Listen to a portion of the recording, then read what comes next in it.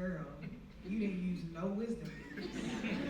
So sit down, take your little heart, put it over there, because you didn't, the Holy Spirit, He'll tell you very quickly too. You'll feel like, as soon as you say something, you'll go,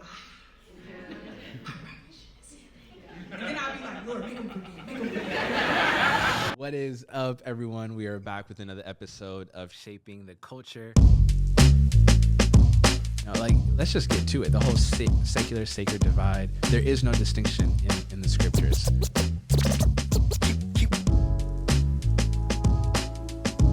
Some of us have trust issues with God, and some of us, it's like, does God really got us?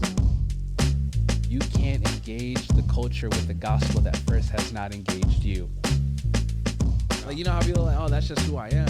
Nah. Keep. Drop the mic. Drop the mic. Shaping the code. What are criteria of character that you would look for before being vulnerable with someone? Or should you just be vulnerable?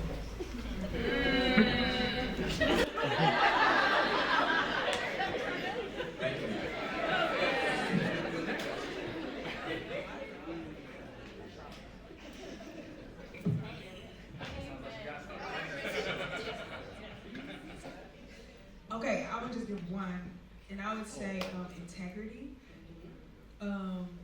Usually you can tell if a person is trustworthy to hold your secrets if they are not spilling other people's secrets to you. If someone else is always the topic of their conversation, you should know that you will be the topic of their conversation with someone else. And so I think, that is a criteria, like integrity. And I think there are levels to vulnerability, right? Like, I think there's a process. I'm only speaking from this is something, I love people, and I'm very open. And so sometimes I jump right in with somebody who had no capacity to handle my openness. And then I end up burned and I'm mad, and it's like, girl, you didn't use no wisdom. So sit down, take your little heart, put it over there, because you didn't, the Holy Spirit, He'll tell you very quickly too. You'll feel like, as soon as you say something, you'll go, and then I'll be like, Lord, make him forget. But yeah, definitely integrity. Like, and you'll learn that from their conversation. A person who always wants the tea, who can spill the tea, they gonna be spilling yours. Yeah, I would also add to that. That was really, really good. I would add to that too. I think being observant of people's patterns is really important. I think sometimes the need to be vulnerable, because maybe we don't have a safe space to be vulnerable, can rush us into situations and conversations with people that we haven't taken the time to actually be observant of. And that's wisdom. You may need to be vulnerable, and there will be moments where your vulnerability will need to be shared with someone, but you also need to exercise wisdom in being observant of who do I need to go pour myself out to? Who do I need to open up? Because you have to realize that vulnerability also invites voices into your life.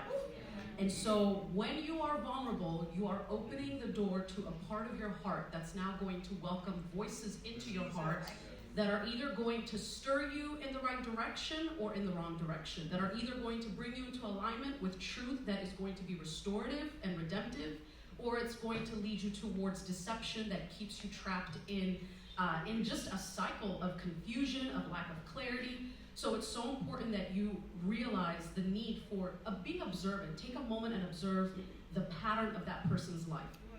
Because when you observe pattern, it will very quickly reveal what shapes their mindset, what shapes their voice, what shapes their decision making, what shapes their behavior, what shapes even their convictions.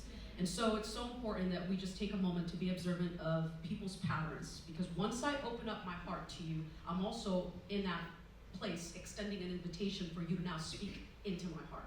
And that's a very deep personal place, because what comes into the heart, what we allow into the heart, is also going to be what shapes and what pours out of our lives.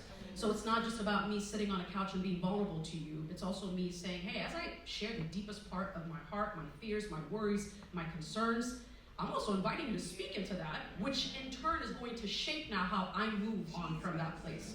And so I think being observant of people's patterns is very